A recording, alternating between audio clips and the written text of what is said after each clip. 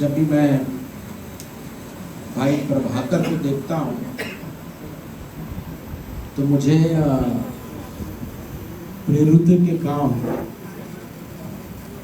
के जो 13वें अध्याय में 22वीं पंक्ति में लिखा है, आप पढ़िए क्या लिखा है प्रभाकर। वो मुझको याद आने लगता है 13:22। फिर उसे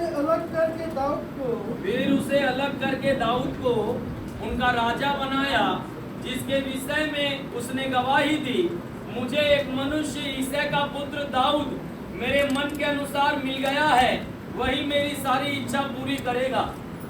वही गवाही मेरे मन से भी निकल रही है। जब भी मैं प्रभाकर को देखता हूं कि हाँ,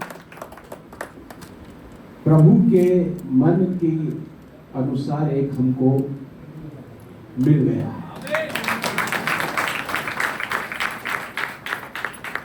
तो इसीलिए आज मैं यहां आया हूं, प्रभाकर को देखने नहीं आया हूं, दाऊद को सुनने आया। और जिसके साथ दाऊद होगा, जिस आर्मी का नेतृत्व दाऊद करेगा, तो फिर सामने कितना भी बड़ा गोलियात क्यों ना खड़ा हो, नहीं टिकने वाला।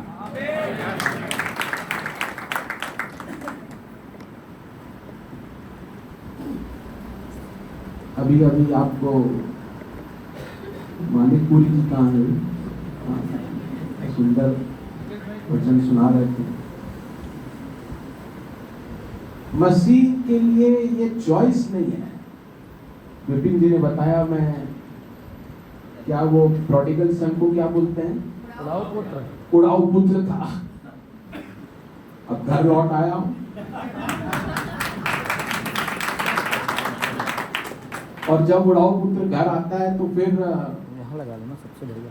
उसका खूब धूमधाम से स्वागत भी होता है। इन्होंने भी मुर्गे का प्रबंध किया है, पार्टी होगी, जश्न मनेगा।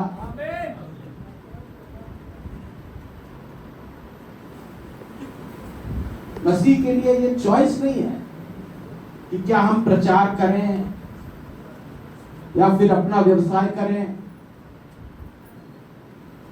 मसीह ने जो अपना पहला संबोधन हमको दिया, सरमन ऑन द माउंट, मत्ती 5, उसमें क्या कहा है कि तुम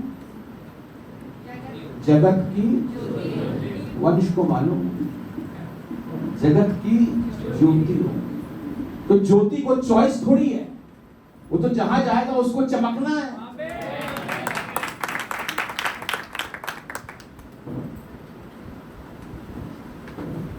हमारा जो सबसे प्रिय वचन है गलातियों 2:20 कि अब मैं जीवित नहीं, मसीह मुझ में जीवित है। तो मैं तो मर गया, अमित जोगी मर गया, अब जो जिंदा है वो जीसस जोगी।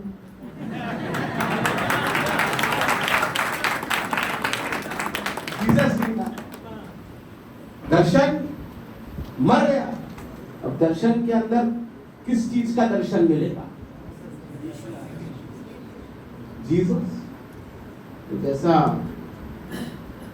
ब्रदर प्रभाकर ने बताया हमको कि जब मैं मर गया हूं, मैं जीसस हूं,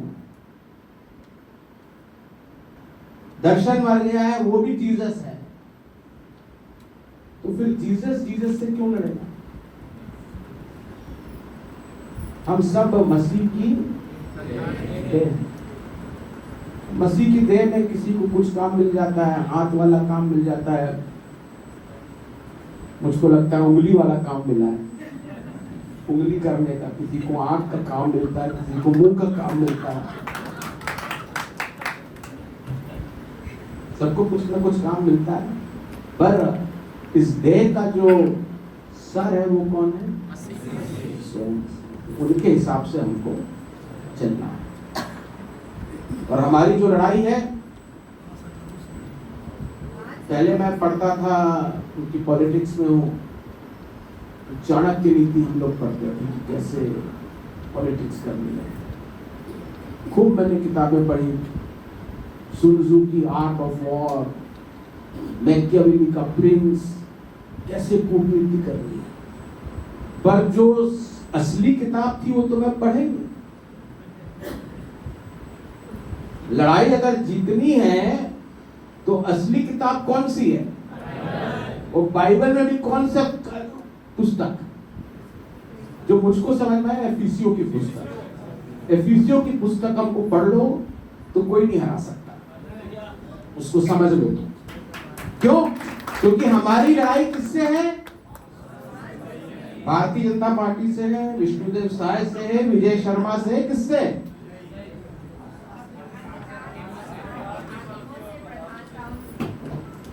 तो और उससे अगर लड़ना है तो लड़ने का तरीका तो फिर अलग होगा। जो 6ठे अध्याय में अफिसियों के सारे हथियार दिए हैं कि ये हथियार, ये तलवार, ये भाला, ये सब चीजें दी हैं, पर उन सबको एक्टिवेट करने के लिए जो चाबी है वो क्या है? 6 के 18 में 12 से लेकर 18 पंक्ति तक सारे हथियारों का वर्णन मिलता है और 18 में वो चाबी है। सारे हथियार को एक्टिव कैसे करेंगे? प्रार्थना करो। सब मिल के जब प्रार्थना करेंगे तो सारे के सारे हथियार अपने आप, सारी मिसाइल अपने आप लॉन्च हो जाएंगे। हमारा सबसे बड़ा हथियार है हमारी प्रेयर। मैं जाता हूं वहां बराका, आप लोग गए हैं? कोई ये गया है? और कौन कौन गया है? गए हैं हमारे साथी लोग। तो बराका में जो युद्ध की रणनीति हमको वहां सिखाई जाती है, 2 क्रॉनिकल्स 20 खोलिए जरा किताब।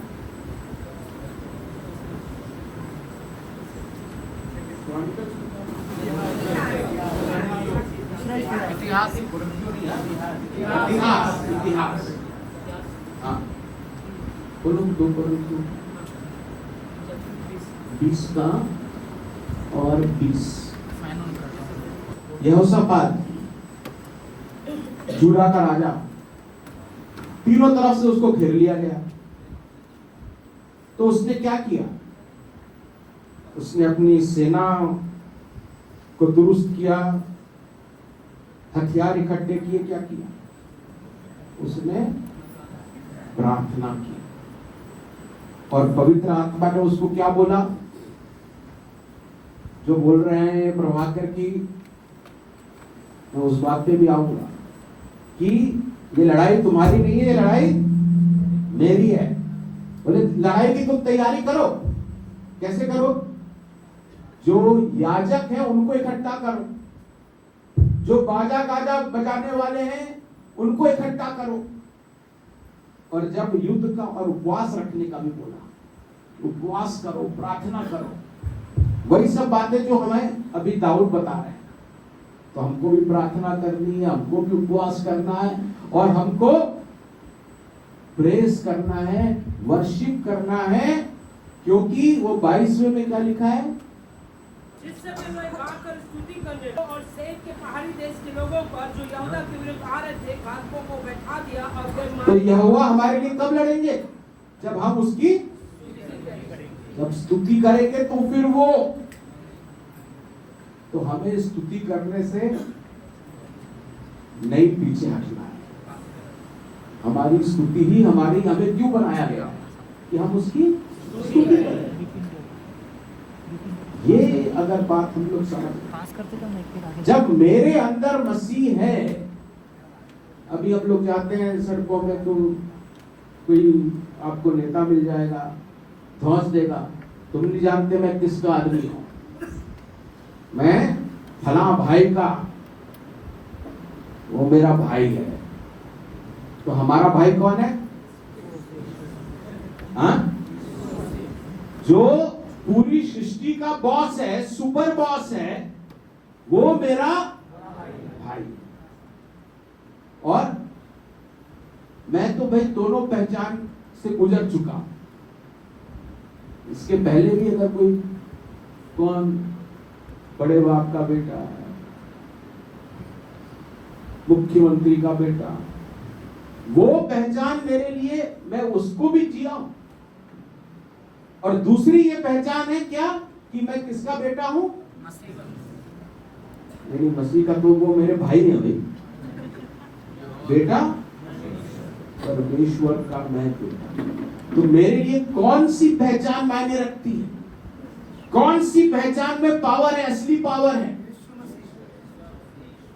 और जब मेरा भाई खुद यीशु मसीह है, सबसे बड़ा भाई तो मेरा भाई है, कौन मुझको मेरे खिलाफ कुछ कर सकता है? गॉड इज फॉर अस, अगर प्रभु मेरे साथ है तो। पर जो बात प्रभाकर ने भी बोली, हम लोग हमेशा वो पढ़ते हैं, एक आप लोग भी जब प्रचार करते हो कि अपने रोमियो का 8:28, उसमें लिखा है कि हर चीज क्या भलाई के लिए, उसको पढ़िए ना। हम जानते हैं कि जो लोग परमेश्वर से प्रेम रखते हैं उनके लिए सब बातें मिलकर भलाई ही को उत्पन्न करती है, अर्थात उन्हीं के लिए जो उसकी इच्छा के अनुसार बुलाए हुए हैं। हम लोग इसको पढ़ के ना घर में बैठ जाते हैं। क्यों? सब बातें तो अपने आप सब हो ही जाएंगी, सब चीजें हो ही जाएंगी, परमेश्वर कर ही देगा। ये इसका गलत अनुवाद है। अगर आप ओरिजिनल ग्रीक पढ़ेंगे तो उसमें क्या लिखा है? परमेश्वर, दिखाइए मुझे, आपका इसको सुधारना पड़ेगा। मैं चाहूंगा कि आप लोग भी से प्रेम रखते हैं, उनके लिए नहीं, उनके साथ मिलकर परमेश्वर सब बातें भलाई को उत्पन्न करते हैं। उनके साथ मिलकर, उनके लिए नहीं कि वो सब करते रहेंगे। परमेश्वर आपके साथ मिलकर काम करना चाहता है।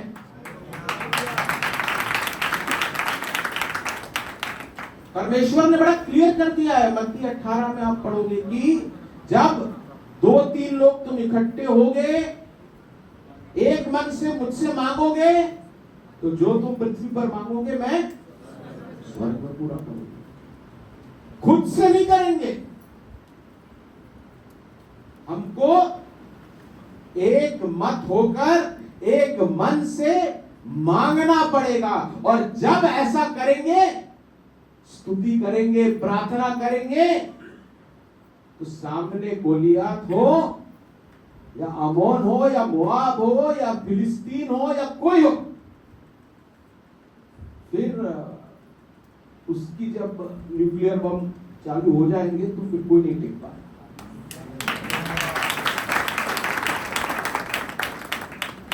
तो ये जो पहली बात प्रेयर वाली बोली, दूसरी बात इन्होंने बोला पेटिशन, कानूनी लड़ाई हम लड़ेंगे। मैं तो मानता हूं बाइबल के किसने लिखा? पवित्र आत्मा ने। मैं मानता हूं कि पवित्र आत्मा ने केवल बाइबल नहीं, जो हमारे देश का संविधान भी है ना, वो भी पवित्र आत्मा की प्रेरणा से ही लिखा है। ये तो हिंदू राष्ट्र बन जाता है, नेपाल में तो है ही वो, हम लोग क्या कर लेंगे? पवित्र आत्मा थी जिसने अनुच्छेद 25 उसमें गढ़ा कि सभी को, मैं उसको, आप पढ़ते हो जो उसकी भाषा है, मैं तो उसको, जो कुलूसियों की पत्री 1:13 और उससे भी कहीं ज्यादा नहीं, उसको बाद में पढ़ेंगे। पहले आप 2 कोरिन्थियों 4:4 निकालिए। जब मैं अनुच्छेद 25 को मैं तो मैं उसमें वो नहीं पढ़ता जो बाबा साहब और संविधान ने लिखा है, क्योंकि उसका जो असली मतलब है वो 2 कोरिन्थियों 4:4 में। और मानिक पुरी जी जरा आप पढ़ के बता दीजिए क्या लिखा है उसमें। और उन अविश्वासियों ने जिनकी बुद्धि इस संसार के ईश्वर ने अंधी कर दी है, ताकि मसीह जो परमेश्वर का प्रतिरूप है उसके तेजों में सुसमाचार का प्रकाश उन पर चमके, ना चमके। प्रचार का मतलब क्या है कि लोगों को जिनको अंधा करके रखा है, कौन अंधे हैं? जिन्होंने मसीह को नहीं देखा, नहीं जाना, नहीं जिया, उनको अंधकार से प्रकाश में लाने के लिए अनुच्छेद 25। और अगर हम प्रचार नहीं कर रहे हैं, अगर हम जो क्या संसार की ज्योति है चमक नहीं रहे हैं, तो फिर ज्योति का कोई मतलब नहीं। नमक अगर क्या वो अपना टेस्ट, तो फिर क्या करना पड़ता उसको, तो फिर वही हमारी हालत हो जाती। तो ये जो कानूनी लड़ाई है, बाबा साहब अम्बेडकर ने अभी प्रभाकर बता रहे थे कि बाइबल पढ़ी, गांधी जी ने बाइबल पढ़ी। जो आज ये देश आजाद हुआ है उसकी पूरी रणनीति जो हम नॉन वायलेंस बोलते हैं, वो मती 5 की रणनीति है कि जब तुम्हें कोई थप्पड़ मारे तो दूसरे का भी कर दो। ये सब कहां से मिला? और जब बाबा साहब ने निर्णय ले लिया कि मुझे ये हिंदू धर्म में मैं पैदा जरूर हुआ हूं पर उसमें मरूंगा, इतनी असमानताएं थी, इतना शोषण था, तो उन्होंने सभी धर्मों का अध्ययन किया। और अगर आप उनकी राइटिंग्स पढ़ेंगे तो उसमें लिखा है कि सबसे अच्छा धर्म उनको कौन सा लगा, सबसे अच्छी पुस्तक उनको कौन सी लगी? बाइबल। लेकिन फिर क्यों नहीं बने सब? क्रिश्चियनिटी बहुत अच्छी थी, पर बोले ये क्रिश्चियन लोग मुझे बिल्कुल नहीं समझ में आते। यही कारण है, लिखा है वो। तो जो अब हम तीसरी बात पे जो ये बोले कि हमें संगठन बनाना है, तो सबसे जरूरी क्या है कि कैरेक्टर सही होना चाहिए। अभी हम लोग गए थे वहां कामरा, अपोस्टल नरूला जी से बात कर रहे थे, क्यों आप लोग पंजाब के बारे में अभी बोल रहे हो। तो मैं भी गया था समझने की भाई पंजाब में भी वो बता रहे थे कि यहाँ तो आप छत्तीसगढ़ में 200-500 लोग इकट्ठे होके कर रहे हो। बोले जब हम लोग चालू किए थे 20 लोग इकट्ठे हो जाते थे, मारने कूटने आ जाते थे। ये पंजाब की 2011 के पहले की स्थिति बता रहे हैं, जब उन्होंने अपनी सेविकाई शुरू करी, उस दौर से गुजरे। और आज देखिए आम आदमी पार्टी वाली बैठे हैं, कांग्रेसी बैठे हैं कि किस तरफ अपोस्टल जी का इशारा होने वाला है, ये चन्नी की तरफ होगा या ये मान की तरफ होगा, ये सब बाहर बैठे रहते हैं। अपोस्टल जी भी बोलते मैं तो खेलता रहता हूं दोनों से। अभी वहां तो दोनों हाथ में उनके लड्डू आ गए। वैसी स्थिति यहां पर तब बनेगी जब हम सही कैरेक्टर वाले लोग हमारे अंदर जब देखें, हमको देखें, तो वो हमें नहीं देखें, किसको देखें? मसीह को देखें। उसके लिए हमको घटना पड़ेगा और उनको बढ़ना पड़ेगा। और हम लोग वचन का तो खूब, जब ये लड़ाई लड़ने की बात आई तो जो जीतने का फॉर्मूला है, तो मार्कर ने बताया कि हम शैतान से लड़ना है। तो शैतान से जीतने का जो फॉर्मूला है वो बड़े सिंपल एक फॉर्मूला है, उसमें ज्यादा कुछ फिर पूरी बाइबल पढ़ने की भी जरूरत नहीं है। वो रेवलेशन 12 का 11,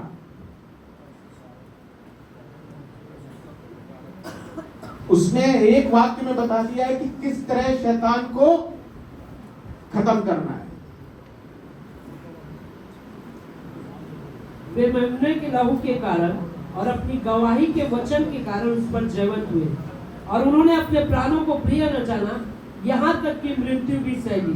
3 चीजें, मेमने का लहू वो तो बह चुका है, डन, टिक मार, हम सब अब बिल्कुल चंगे हो गए लहू के द्वारा। और दूसरी चीज अपनी गवाही की वचन, वचन भी अब पूरा अंदर आपके अंदर आ रहा है। जितना वचन पढ़ेंगे, जितना वचन पढ़ेंगे अंदर जाएगा और उतना ही पावर फिर निकलेगा, उतनी ही चंगाई होगी, उतनी ही भविष्यवाणी होगी, जितनी वो जो गिफ्ट्स हैं, वरदान है, जितना वचन जाएगा उतना ही फिर निकलेगा। तो वचन हमारा हथियार है। इफिसियों में लिखा है क्या वचन, क्या वो तलवार है। तो अभी हमारे वो दाऊद के पास वो थी, हमारे दाऊद के पास क्या है, वचन वाली तलवार। वो तलवार हम सबके पास है। तो लहू हो गया, वचन हो गया, और तीसरी चीज जो बार बार प्रभाकर जी हमको बोल रहे थे वो क्या है, तीसरा, कि उन्होंने अपने प्राणों को प्रिय न जाना, यहाँ तक कि मृत्यु भी सह ली। प्राणों को अपनी जान की उन्होंने, ये 3 चीजें अगर हो जाए, लहू, वचन और हम जान की परवाह नहीं करते। क्यों नहीं करते? सबसे डरपोक लोग कौन थे? अगर आप बाइबल में पढ़ोगे तो यीशु के जो चेले हैं सबसे डरपोक थे। यीशु मसीह को उन्होंने देखा, चमत्कार देखे, ना जाने क्या क्या देखा, जिंदों को वो मुर्दों को जिंदा करे जा रहे थे। उसके बाद भी वो क्या, मुर्गे की 2 बार मांग के पहले 3 बार वो सबसे डरपोक। पर फिर ऐसा क्या हुआ, वो सुसमाचार वाले, और फिर दूसरा अब एकदम से प्रेरित के काम में आ जाओ, जमीन आसमान का अंतर आ गया। ऐसा क्या हुआ? यीशु तो मर गए, तो और उनको डरना था कि हमारा नेता तो चल दिया भाई, पर उल्टा हुआ। क्यों? क्योंकि उन्होंने खुद अपनी आंखों से क्या देखा, जीवित परमेश्वर। जो आदमी क्रूस पे चढ़ गया था, वो आदमी उनके लिए मछली पका के नाश्ता करवा रहा था कि आओ तुम्हारे लिए मैंने मछली बनाई है, जैसे अभी ये मुर्गा बनाया हूं। और तब उनको एहसास हुआ कि अरे क्रूस भी, मृत्यु भी इसमें कुछ नहीं कर पाई। ये तो न केवल मृत्यु को हरा दिया है, उसके बाद उसका मजाक भी उड़ा रहा है, हम लोगों को वहां खड़े होके ब्रेकफास्ट भी करा रहा है, पार्टी भी करा रहा है। जब उन्होंने ये देख लिया, जान लिया कि मृत्यु भी कुछ नहीं कर पाई, तब जाके उनके अंदर वो विश्वास है। और ये विश्वास के आप में है,